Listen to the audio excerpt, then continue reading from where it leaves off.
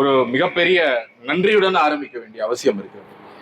ஏனென்றால் மனித உரிமை காப்பாளர் கூட்டமைப்பு அப்படிங்கிற பேர்ல நம்ம எல்லாரும் இன்று ஒன்று கூடியிருக்கக்கூடியதோடைய மிக முக்கியமான காரணம், இது அறப்போர் இயக்கத்தினர் மீது டாக்டர் சுரேஷ் மீது நடந்த தாக்குதல் பற்றிய விஷயம் மட்டும் கிடையாது.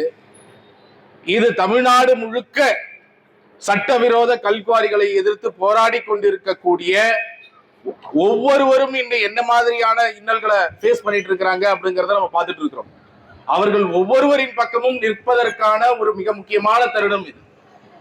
அது மட்டும் கிடையாது, திருநெல்வேலியில் இருக்கக்கூடிய மக்கள், ஏனென்றால் இன்னைக்கு திருநெல்வேலியில நடக்கக்கூடியது ஒரு மாஃபியா ஆட்சி. ஒரு மாஃபியா ஆட்சி இன்று நடந்து கொண்டிருக்கிறது அப்படிங்கிறது தான் நாம தெல்ல தெளிவாக சொல்ல வேண்டிய அவசியம் இருக்கு. திருநெல்வேலியில 2022 நண்பர் சொன்னாரு, இதுக்கு முன்னாடி அடைவிதிப்பான் குளம் அப்படிங்கிற ஒரு இடத்துல நடந்திருக்கக்கூடிய அந்த இறப்புகள் 6 பேர் இறந்து போறாங்க.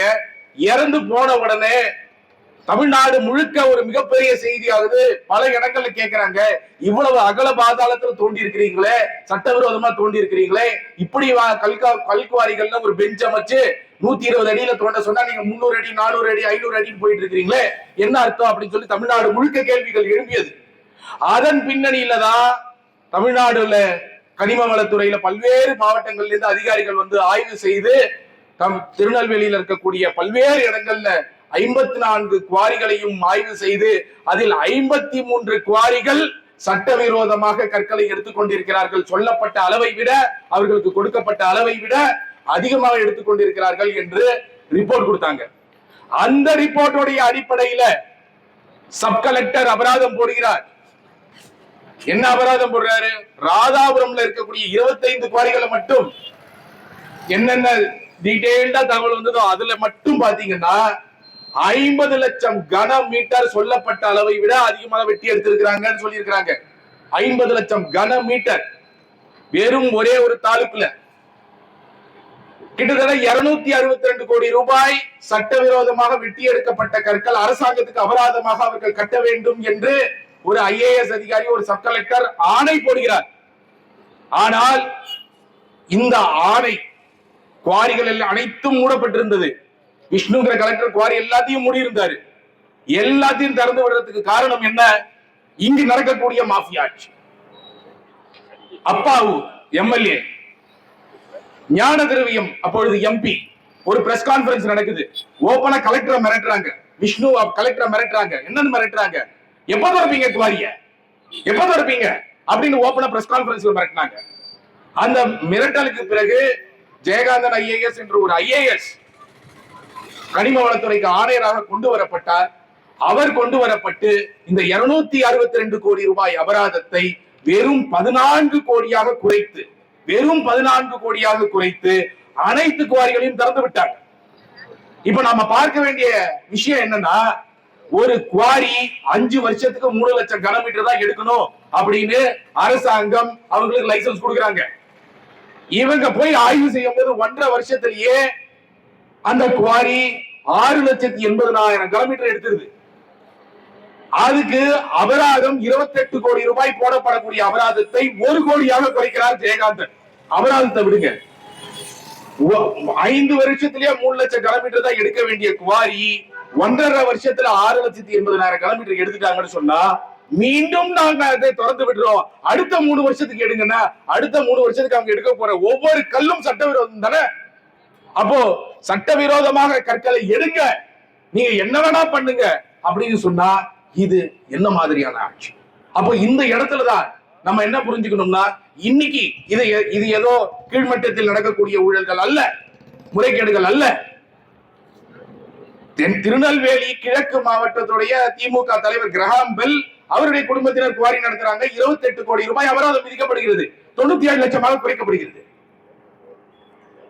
ஞான திரவியம் எக்ஸ் எம்பி, அவருடைய குடும்பத்தினர் குவாரி நடத்துறாங்க. இப்போ இந்த மாதிரியாக இருக்கக்கூடியவர்கள் குவாரி நடத்துவதனால் இன்னைக்கு என்ன நடந்திருக்கு அப்படின்னு சொன்னா, ஒரு மிகப்பெரிய அழுத்தம். மக்கள் வெளியில பேச முடியல.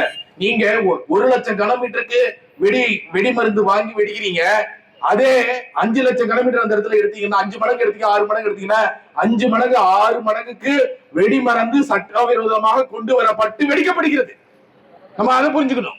அப்போ இந்த மாதிரியாக வெடிமருந்து மிகப்பெரிய அளவில் வெடிக்கப்படும் பொழுது பக்கத்தில் இருக்கக்கூடிய வீடுகள்ல கிராக் விழுது, போய் அந்த மருந்து போய் விவசாயிகளுடைய அந்த பூல போய் உட்காரும் போது மகசூல் இல்ல, ஆழமாக போகும்போது பெஞ்ச் இல்லாம 400 அடி 500 அடி ஆழத்திற்கு போகும்போது அந்த விவசாயிகளுடைய நிலத்தடி நீர் அந்த கிராமங்கள்ல பாதிக்கப்படுகிறது.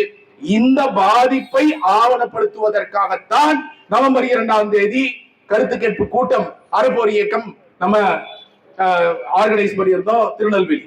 நம்ம நல்லா புரிஞ்சுக்கணும், மக்கள் அவர்களுடைய கருத்துக்களை யாருமே கேட்க. நீங்க இன்னைக்கு எம்எல்ஏவாக இருக்கக்கூடிய அப்பாவு, சபாநாயகராக இருக்கக்கூடியவர், அப்புறம் திமுக கட்சியில் இருக்கக்கூடிய மாவட்ட செயலாளர், இவங்க எல்லாம் குவாரி ஓனர்கள் பக்கம் இல்ல, அவர்களே சில பேர் குவாரி நடத்துபவர்களாக இருந்தார்கள் என்றால் அவர்கள் குவாரி ஓனர்கள் பக்கம் தான் நிக்கிறாங்க.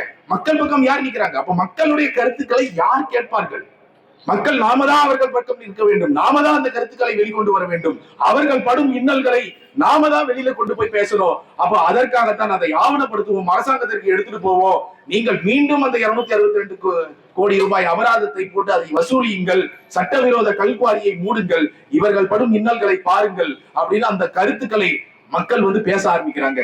25 குண்டர்கள் பின்னால உட்கார்றாங்க, வெள்ளை சட்டை போட்டு, பல பேர் அட்வொகேட்னு சொல்லிட்டு அவர்கள் கூச்சல் சொல்றோம், நீங்க பேசணுமா பேசுங்க, உங்களோட கருத்துக்கள் சொல்லணுமா கருத்துக்கள் சொல்வதற்கு தயாராக இல்லை. அவர்கள் வந்த நோக்கம் வன்முறை செய்வதற்காக நேரடி அச்சார தூக்கி அடிக்கிறாங்க, அவர் தலைமையில் அடிக்கிறாங்க. தர்மராஜ் என்ற ஆலங்குளத்திலிருந்து வந்த நபர் மீது அவரை அடிக்கிறாங்க, எட்டி உதைக்கிறாங்க. அப்ப இந்த மாதிரியான ஒரு மிகப்பெரிய வன்முறை தாக்குதலை அன்றைய தினம் அவர்கள் நடத்தினார்கள். என்டையர், நான் ஒரே ஒரு கேள்விதான் எழுப்ப விரும்புகிறேன். என்டையர் மீடியா முன்னாடி, மீடியா அத்தனை பேரும் அங்கு இருந்தார்கள். என்டையர் ஊடகங்கள் முன்னாடியும் காவல்துறை முன்னாடியும் இப்படிப்பட்ட ஒரு வன்முறையை ஒரு கும்பலால் செய்ய முடிகிறது என்றால் நடப்பது மாஃபியா ஆட்சியா, வேற என்ன ஆட்சி? மக்கள் ஆட்சி. நீங்க யோசிச்சு பாருங்க. அப்படிப்பட்ட ஒரு வன்முறை தாக்குதலை நடத்திவிட்டு இன்று வரை அவர்கள் கைது செய்யப்படவில்லை. இன்று வரை கைது செய்யப்படவில்லை. அவர்கள் எந்த அந்த நாங்கள் கொடுத்த புகார் மீது எஃப்ஐஆர் போடப்படவில்லை. சுவமோட்டோவாக யாரோ ஒருவர் சாரை தூக்கி இருந்தார், யாரோ ஒருவர் மீது பட்டது அப்படின்னு பொத்தாம் பொதுவாக ஒரு ஒண்ணும் இல்லாத ஒரு சுவமோட்டோ எஃப்ஐஆரை மட்டும் பதிவு செய்து விட்டு ஒன்றுமே சில 2 வாரமாக என்னையோ டாக்டர் சுரேஷ் அவர்களையோ ஒரு ஸ்டேட்மெண்ட் ரெக்கார்ட் பண்றதுக்கு கூட காவல்துறை அழைக்கவில்லை. அன்னைக்கு காவல்துறை உள்ள இருக்கிறாங்க. மீடியா நண்பர்களுக்கு தெரியும், பல பேருக்கு தெரியும். நான் பல முறை காவல்துறை கிட்ட சொல்றேன், இந்த கேங்க லீட் பண்ணிட்டு வந்தவங்களை வெளியே அனுப்புங்க, இப்படி வன்முறை செய்யறாங்க, உங்க கண்ணு முன்னாடி வன்முறை செஞ்சிருக்காங்க, இதற்கு பிறகும் நீங்க வெளியே அனுப்பலனா எப்படி அப்படின்னு கேட்கிறேன். ஆனால் அவர்கள் வேடிக்கை பார்த்தார்கள். அவர்களுக்கு கொடுக்கப்பட்ட அன்னைக்கு காவல்துறைக்கு கொடுக்கப்பட்ட அசைன்மெண்ட் இந்த மீட்டிங்கை நிப்பாட்டணும் என்பதுதான் தெரிகிறது. அவங்க மண்டப ஓனருக்கு கால் பண்ணி அவரை மிரட்டி நீங்க நிப்பாட்டுங்க, இதுக்கு மேல நடத்த விடாதீங்க என்று அந்த மீட்டிங்கை நிப்பாட்டுவதற்காக காவல்துறை வேலை செய்கிறது, குண்டர்கள் வேலை செய்கிறார்கள். திருநெல்வேலி மக்கள் தங்களுடைய கருத்துக்களை தாங்கள் எப்படி பாதிக்கப்பட்டாங்கிற விஷயங்களை வெளியே சொல்லக்கூடாது, வெளிவந்து விடக்கூடாது என்பதற்காக நடத்தப்பட்ட ஒரு மிகப்பெரிய வன்முறை தாக்குதல். இதை நாம் வேடிக்கை பார்த்து கொண்டு சும்மா இருந்தோம் அப்படின்னு சொன்னா பாதிக்கப்பட போவது திருநெல்வேலி மக்கள். திருநெல்வேலியில் இருக்கக்கூடிய மக்கள் அவர்களுக்கு ஒரு விடிவு காலம் பிறக்க வேண்டும், அவர்கள் ஒரு வாழ வேண்டும், அவர்களுக்கு வாழ்வாதாரத்திற்கான பிரச்சனை, வாழ்க்கைக்கான பிரச்சனை, அவர்கள் அவர்களுடைய வாழ்க்கையை நிம்மதியாக வாழ வேண்டும், தன் குழந்தைகளுடன் நிம்மதியாக வாழ வேண்டும் என்றால் இந்த சட்டவிரோத கல்குவாரிகள் மூடப்பட வேண்டும். அப்ப அந்த மாதிரியான ஒரு சட்டவிரோத கல்குவாரிகள் இயங்குவதை மூடுவதற்கும் அது போன்ற வன்முறை தாக்குதல் இங்கு மட்டுமல்ல எங்கு நடந்தாலும் அதை மிகப்பெரிய அளவு வன்மையாக கண்டிப்பதற்கும் இன்றைய தினம் நாம் ஒவ்வொருவரும் ஒன்று சேர்ந்து திருநெல்வேலி மக்களிடம் நாம் சொல்ல வேண்டியது, நாங்கள் இருக்கிறோம், உங்களோடு இருக்கிறோம், நாங்கள் இருக்கிறோம், உங்கள் பிரச்சனையை வெளிக்கொண்டு வருவோம். நாங்கள் தொடர்ந்து இந்த கல்குவாரி சட்டவிரோத கல்குவாரிகளுக்கு எதிராக அது அமைச்சர்களாக இருந்தாலும் சரி, பெரிய பெரிய ஆட்களாக இருந்தாலும் சரி, யார் வேணுமானாலும் சட்டவிரோத கல்குவாரிகளை நடத்தட்டும். ஆனா மக்கள் நாங்க அவர்களுக்கு எதிராக நின்று இதை வெளிக்கொண்டு வருவோம். இதை மூடுவதற்கான வேலைகளை, முயற்சிகளை தொடர்ந்து மேற்கொண்டு செய்து கொண்டே இருப்போம், போராடி கொண்டே இருப்போம் என்பதை வலுவாக சொல்லக்கூடிய கூட்டம் தான் இன்றைய கூட்டம். அப்போ இன்னைக்கு பல்வேறு இடங்கள்ல இருந்து வந்திருக்கக்கூடிய உங்க ஒவ்வொருவருக்கும் இந்த நேரத்தில் நான் நன்றி சொல்லிக் கொள்கிறேன். கண்டனத்திற்காக 50க்கும் மேற்பட்ட இயக்கங்கள், கட்சிகள் பல பேர் வந்திருக்கிறீங்க. உங்க அனைவருக்கும் நன்றியை சொல்லிக் கொள்கிறேன். தொடர்ந்து போராடுவோம், தொடர்ந்து திருநெல்வேலி மக்களுக்காக துணை நிற்போம், சட்டவிரோத கல்குவாரிகளை மூடுவோம். நன்றி.